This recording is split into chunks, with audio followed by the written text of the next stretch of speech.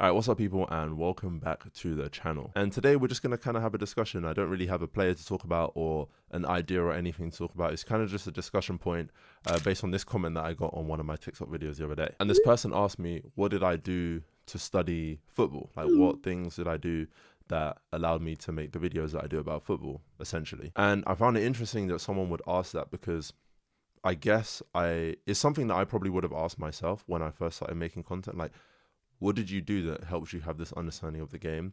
And I think there's probably there's a wider question to be asked about content creators and all of the people who seem like they know what they're doing on social media.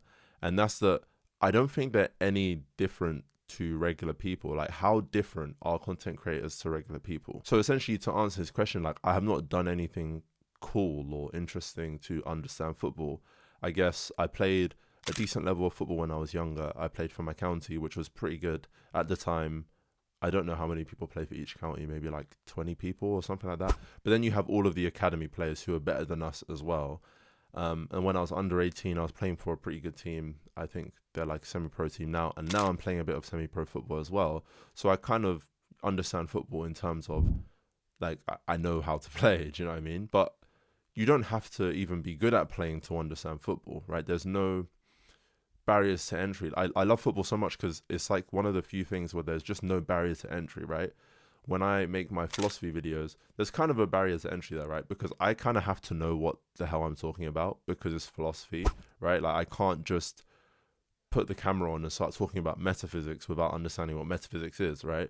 Or one of my favorite videos I made was about bad faith. If you guys like philosophy, go and watch that video. I mean, this is kind of a sporty channel now, but I mean, it's still there if you want to watch it.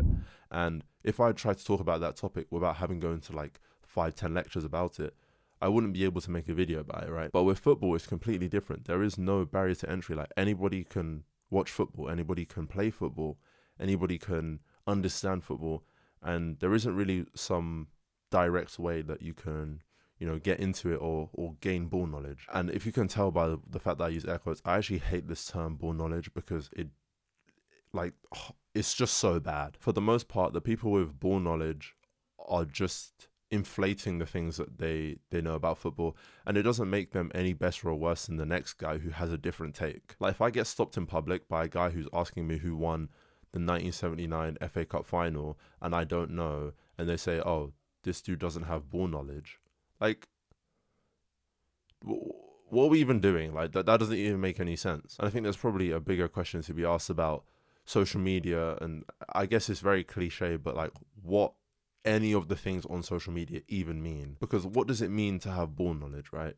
Does it mean that you can break down a game like I did in a couple of my previous videos and talk about analytical things in a football match? Or is it being able to remember the exact starting 11 from the 2008 Champions League final? Like, what is ball knowledge? And I think the answer to that is that there is no one way to have ball knowledge, right?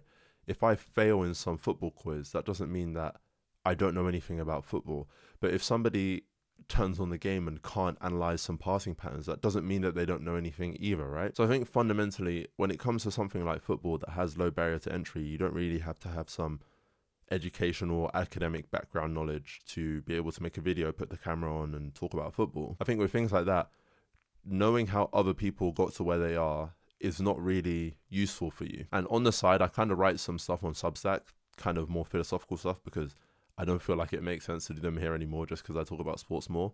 But I wrote this article about how advice is not one size fits all. And in that article, I basically just said a bunch of stuff about how if I tell you how I got to where I am and you also want to get to where I am, my advice probably won't work for you. And that's not because my advice is bad or the way that I would package my advice to you would be bad.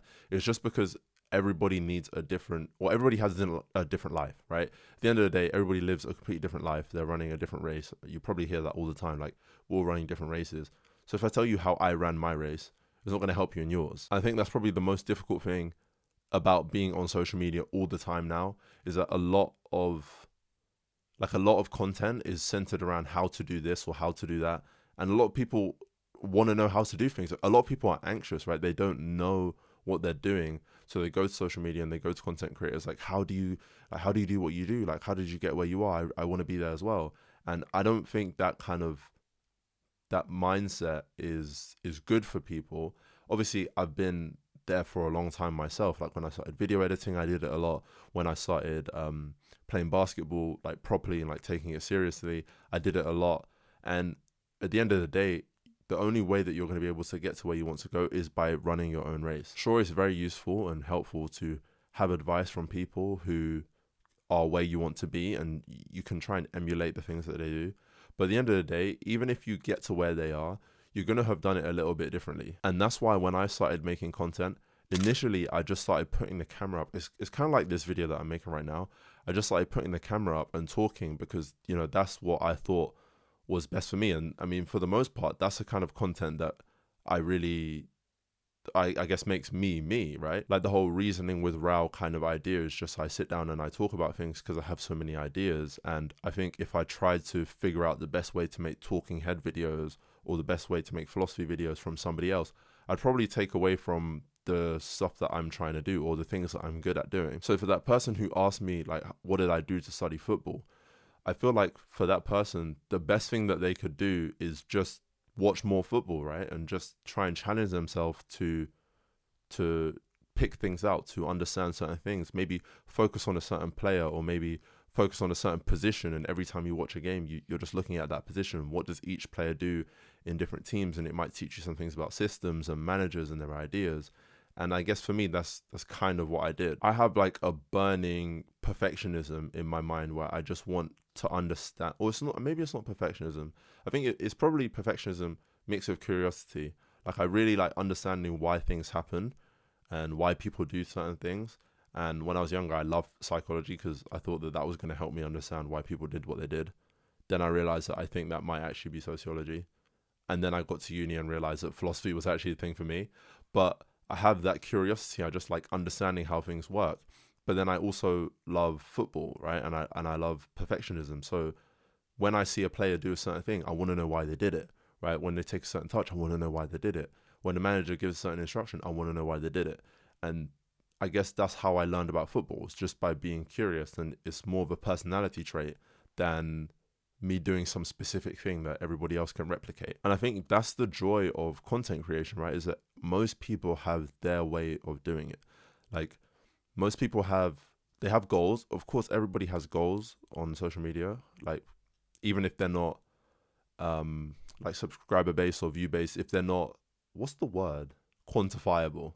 Yeah, if they're not quantifiable in terms of like numbers, likes, views, subscribers, they still have a goal, right? Like for me, when I first started YouTube, it was breaking that barrier of what was cringe. Because I thought, oh, it's so cringe, like me promoting my YouTube channel on my Instagram or me having a TikTok account or me posting to Instagram Reels. I thought that was going to be weird, but it's always something that I had wanted to do.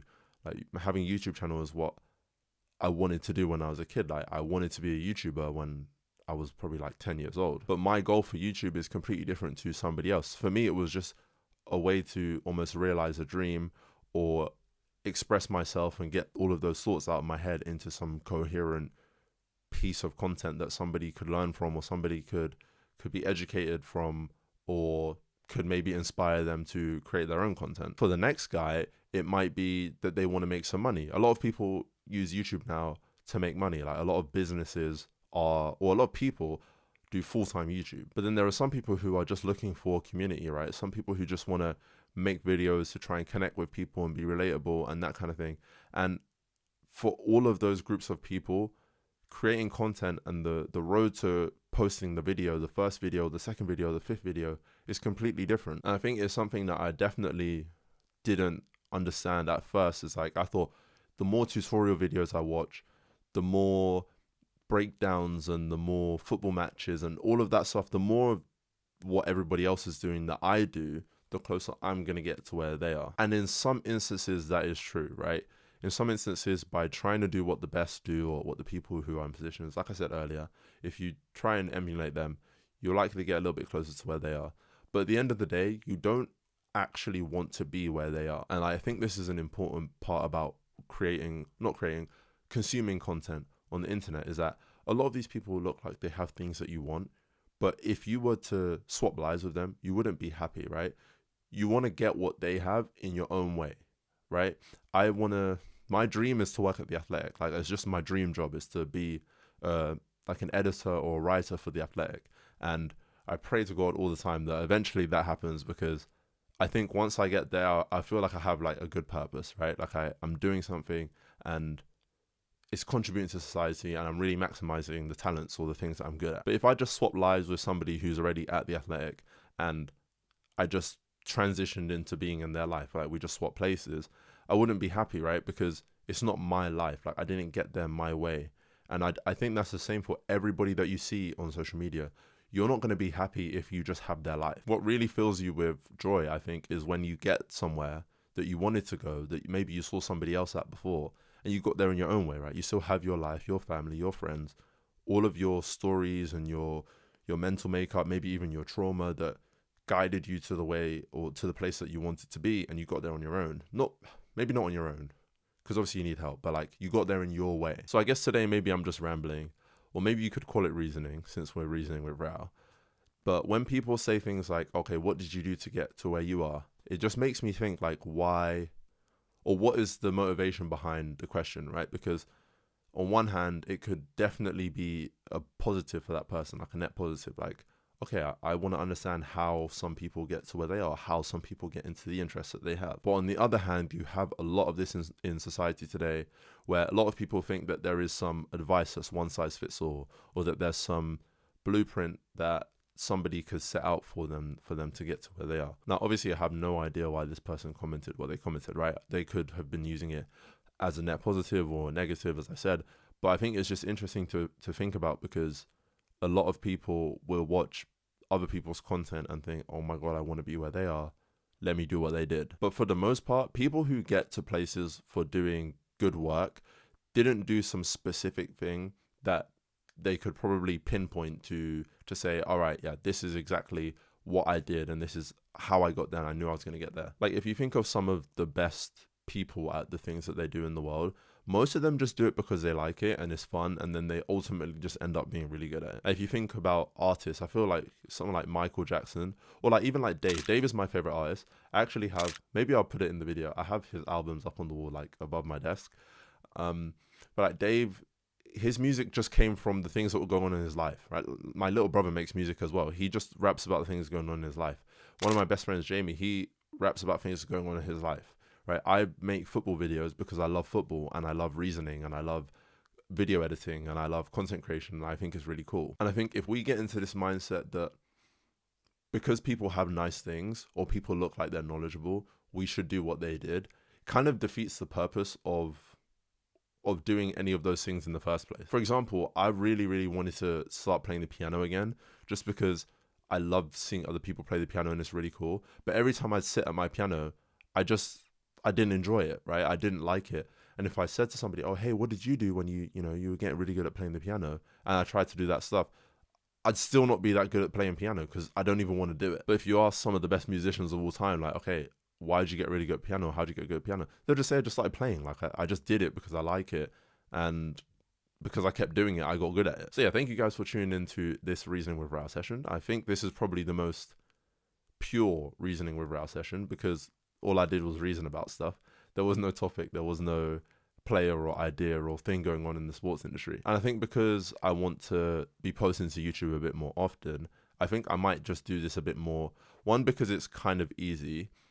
Two, because I think that I have this idea in my head that if you don't post something that's like properly put together and edited, then it's not worth posting. That's just not true. So I think when I have these kinds of ideas, just posting a video about it will actually be worthwhile and will help people the same way that I did when I first started the channel. But then also because I think it will better represent who I actually am, because this is the kind of stuff that goes through my head, and this is the kind of stuff that made me want to start the channel in the first place. So I think it's just a net positive if I just start reasoning a bit more. But yeah, that's all I got for you guys today. I hope you enjoyed. And yeah, if you're trying to get into something, bro, just start doing it. Like, don't even worry about how the next guy did it. Don't watch 55 million tutorials. Just start doing it.